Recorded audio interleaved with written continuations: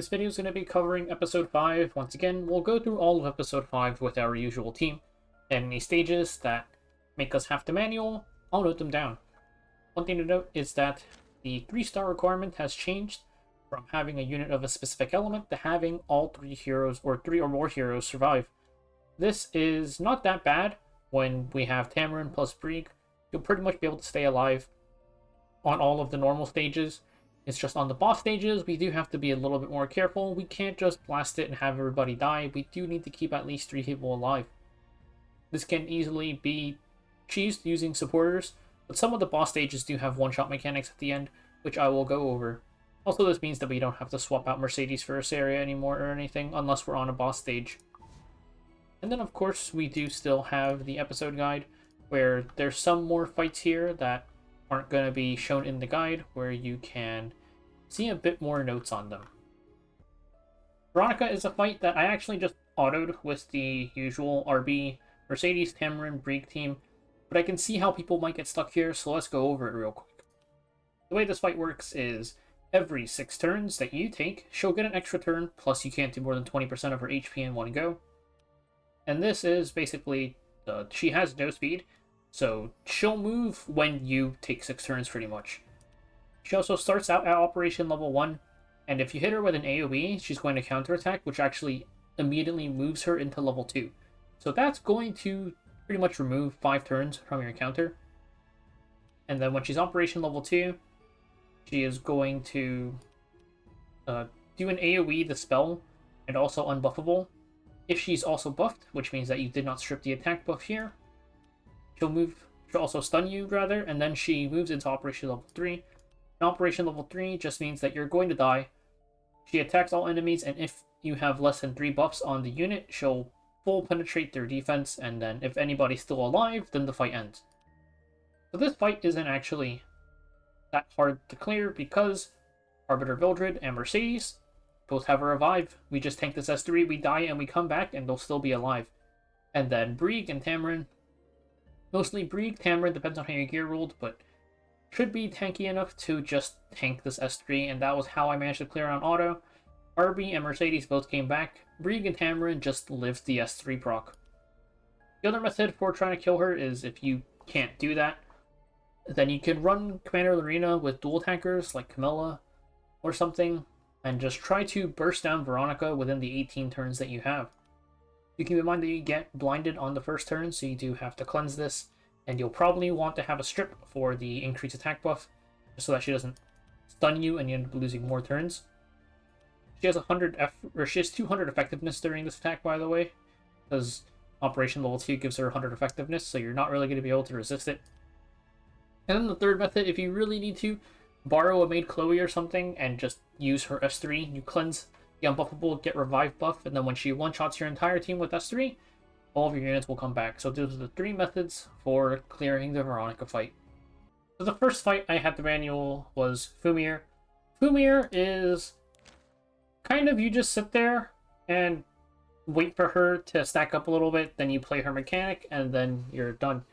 It's kind of similar to the Veronica fight, except there was an option in the Veronica fight to straight up kill her. Fumyr can't really be killed. Our team is going to be this: Mercedes plus Arbiter Vildred plus Ross plus Montmorency. If you happen to have Gruel, there's a pretty funny option where you just do Arbiter plus Mercedes plus Gruel, and then you can just face tank the damage and have 3 people revive at once.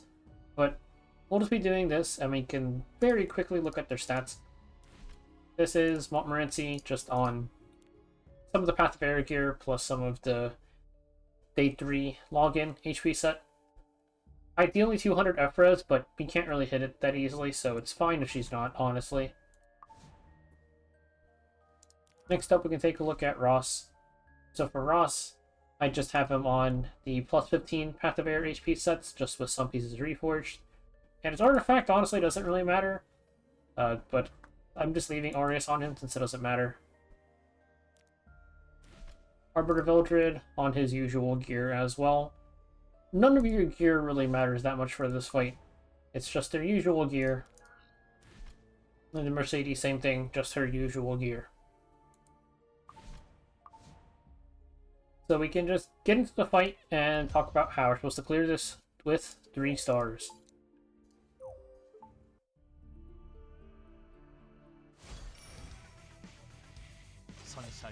So the way this fight works is he's giving us 6 chances, which just means 6 turns, really. And we can just press S3 here, even though it doesn't really matter that much. Okay, we don't have 200 F-res, so us getting stunned there or not getting stunned there is RNG. It kind of doesn't really matter which one happens. The main thing is just use Mercedes S1 here. We're going to target the blue crystal and hopefully hit it. Did not hit it, it's fine.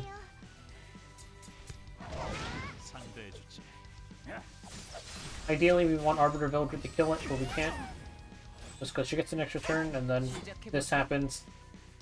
But not a huge deal. We have ways to get around this. And then here, now,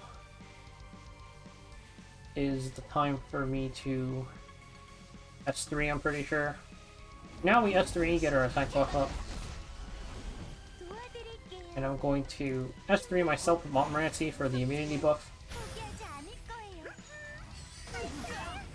This is just to block the attack. And might as well heal here.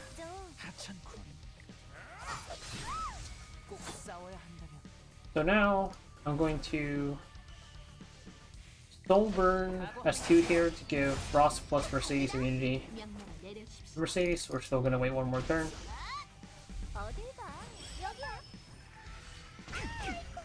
So this is the primary mechanic of the fight.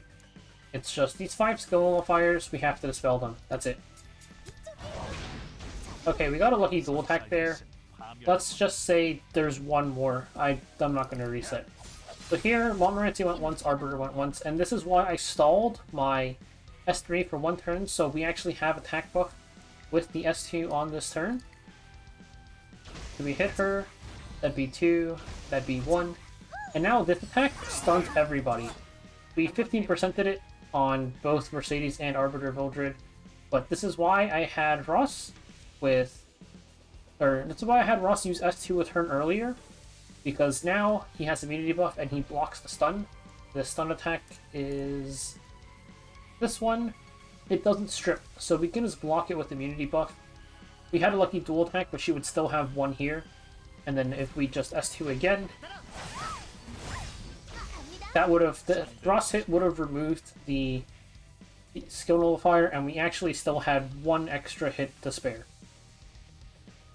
So if all 3 people got stunned, then it would have just been Ross hitting by himself, so we pretty much had exactly 5. That is how you can clear this without really any sort of re-gearing or anything. Then we just have to tank this last hit.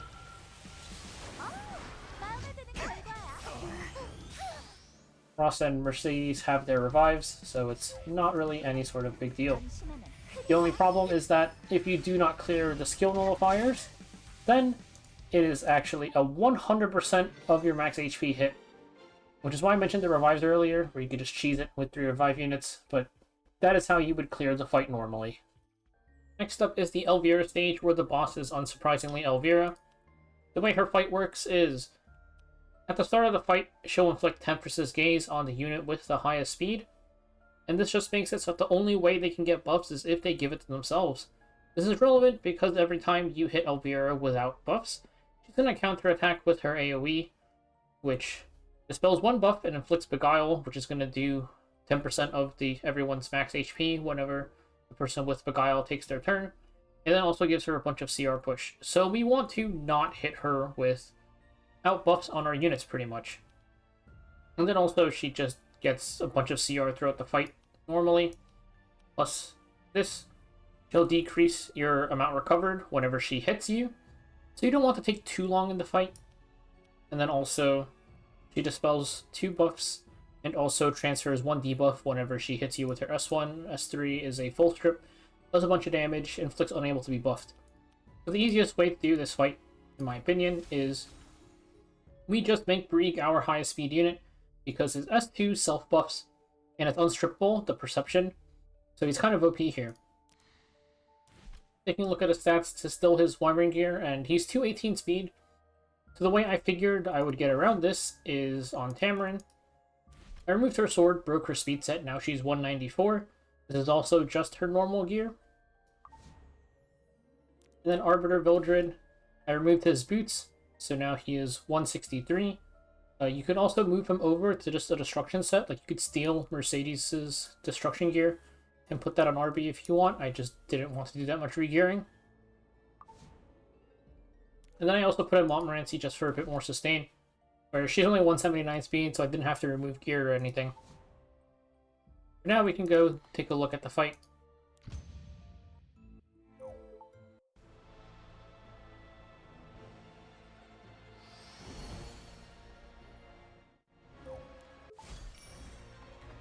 And I am just going to try to auto this. You can see Brieg take a turn immediately.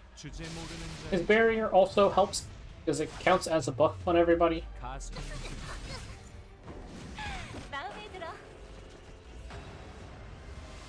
His debuffs do have trouble sticking on her because her S3 lets her cleanse all debuffs and also she'll transfer one debuff, but the main thing here is he's going to have that perception buff even after getting hit and stripped.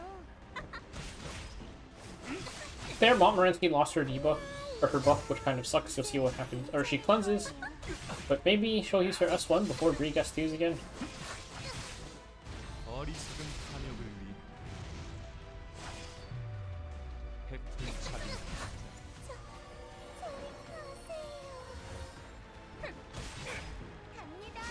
She got her reset, which is very, very nice. And we actually do manage to just stall out until Brieg gets his S2 again.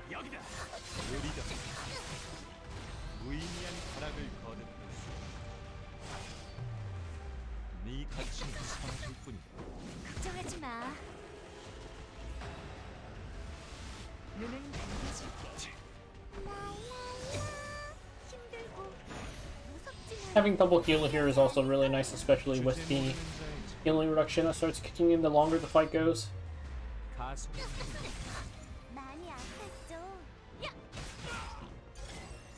And eventually we do get Hammer S3, which helps speed up the fight a lot. More buffs on everybody, so even though RB got stripped there, he's going to have attack buff now.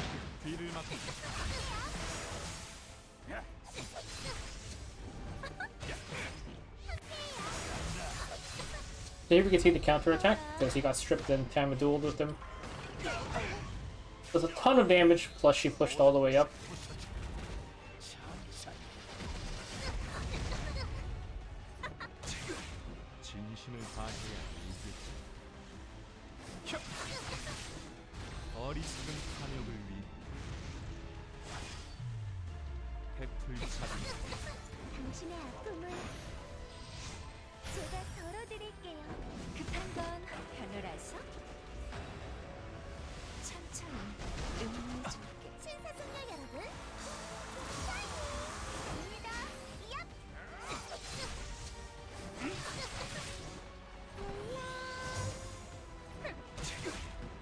Also, at this point of the fight, of course you can use Archie if you want.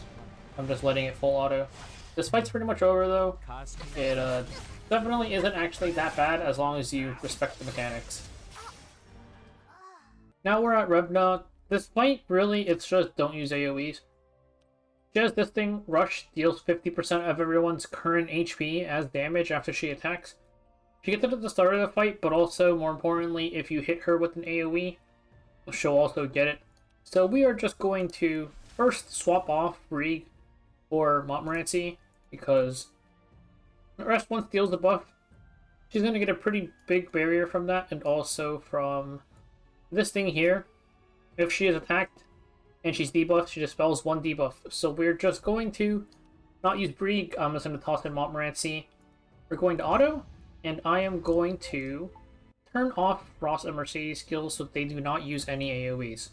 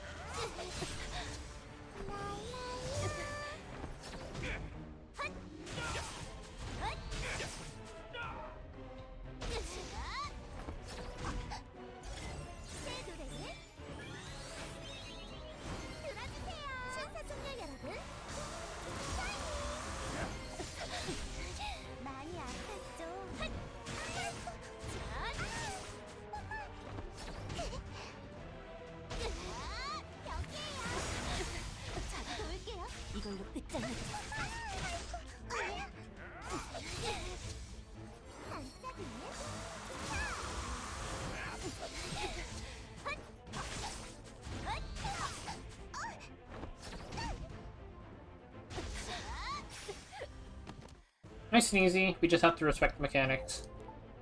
We are here at the final boss of episode 5, Harsetti. This fight is pretty simple, we just do have to manual it, so we can take a look at their stats, then we can get into it.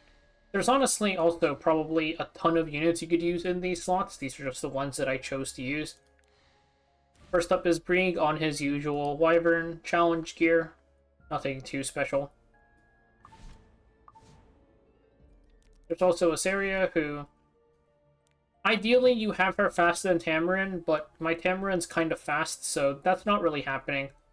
You can just give her whatever gear you have from your Wyvern farming or leftover pieces. This is the Arena ring, the hit set one. Tamarin on her Path of Air gear, she's 227 speed, which is a little bit fast because my Asaria is only 228, but whoever goes first in the first turn, it won't really affect us that much. And then lastly is Commander Lorena on her usual Destro pen set. Do keep in mind that the Harsetti is immune to Daydream Joker, so we'll be using Symbol of Unity instead.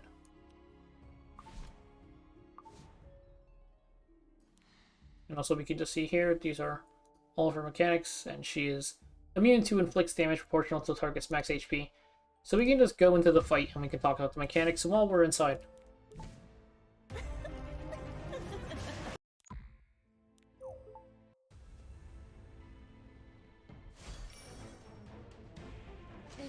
So at the start of the fight, she turns your front guy into a lamp.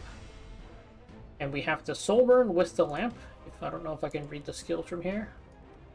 Okay, so we have to... Oh, it's his turn. You have to soul burn with the lamp in order to remove this transformation. The easiest way to do this, just hit the tag button, swap out your lamp for somebody else. But we are going to do the fight as intended and just actually play this out.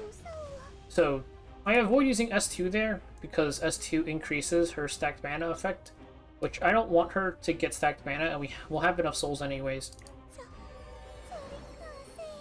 Here, Tamarin went first, which is unfortunate, so I'm going to reset Tamarin anyways, and then I'm just going to S3 into Harsetti for the souls. Harsetti S1 does steal your souls a little bit. This one removes 2 souls.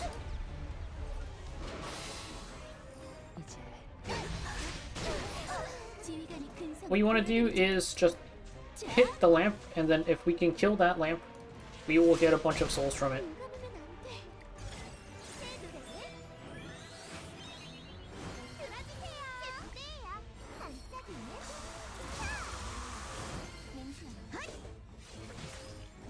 You can see we have 20 souls now, so on our next turn, we will be able to get the Brig back.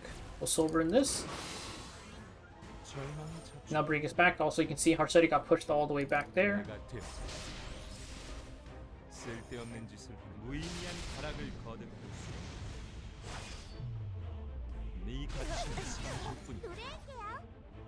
And we did reset, but I'm not going to S2 just yet. We'll just wait for the next turn.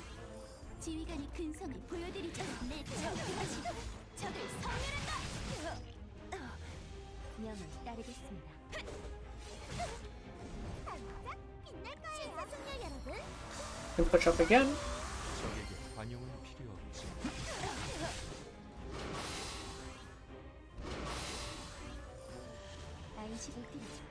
Reset Tamarin. And I'm just gonna S1 here. Even through the crit res, we would have gone her below 40% there, I'm pretty sure. So now she's in her phase 2, which doesn't really matter, we can just kill her.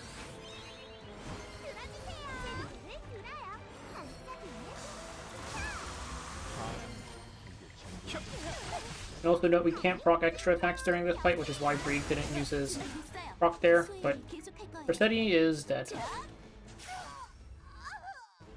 So even though we killed Harsetti, there is one more boss before episode 5 is truly complete. It's this thing, the Beast of Anguish. This is like the 5th time we're fighting it or something. For the fight, mainly we want to... Well, first off, there was a Genua here, but I already cleared the stage once. But mostly, you just want to survive the fight for the most part, so we're running 3 tanks here, and then Arbiter Vildred as our DPS, because he has a built-in revive. And then after you get her below 30%, she recovers her HP and then activates blood, or Price of Blood. And this just makes it so that after 5 turns she dies, but she'll deal a ton of damage to you in the meantime. So that's why we have 3 tanks here, just to survive this, because we need 3 here to survive to get the star.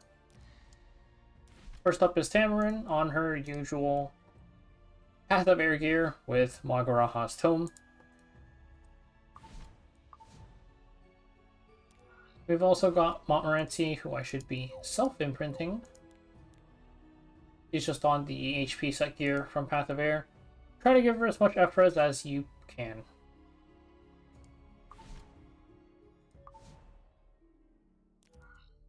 Infantry Ross also just on plus 15 HP set gear from Path of Air with Aureus.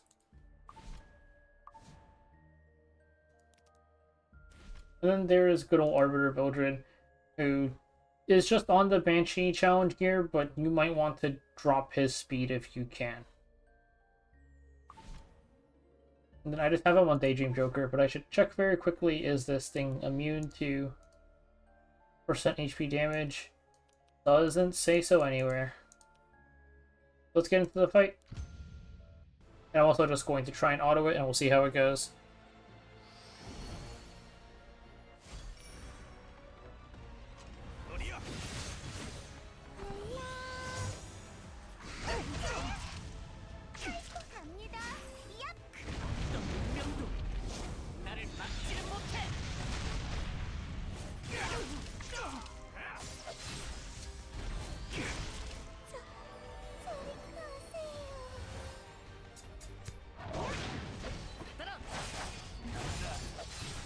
It is worth mentioning this boss is immune to defense break. If you check in its resistances or immunities here, it's immune to defense break. And also, you can't get any sort of buffs on your units. But we have enough healing here that we can survive this first phase pretty easily anyways.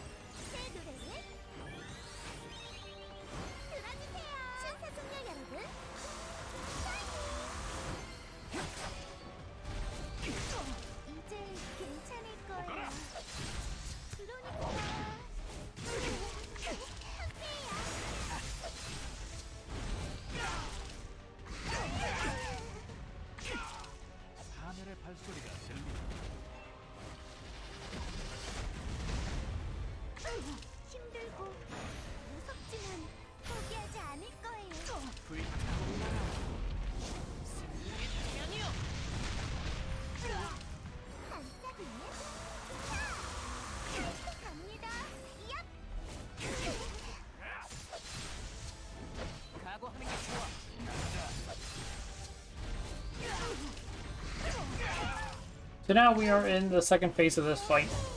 This is where we get this little Price of Blood thing, and also you'll see our backline unit has it too. This is one of the reasons I put Arbiter Vildred back there, because it's fine if he kills himself, because he will just revive and come back. But he is more likely going to die to the bleeds before anything happens. Like that.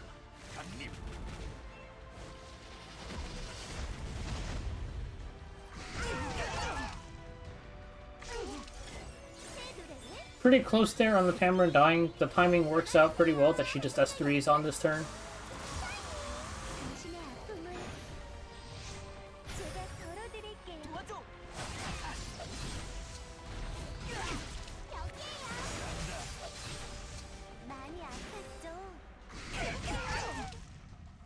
And that kills itself, and we're done. So that is the entirety of episode 5 completed. There's still the whole Tree of Genesis to do as well. 12 stages 2 times, so 24 stages total, which I will take a look at next.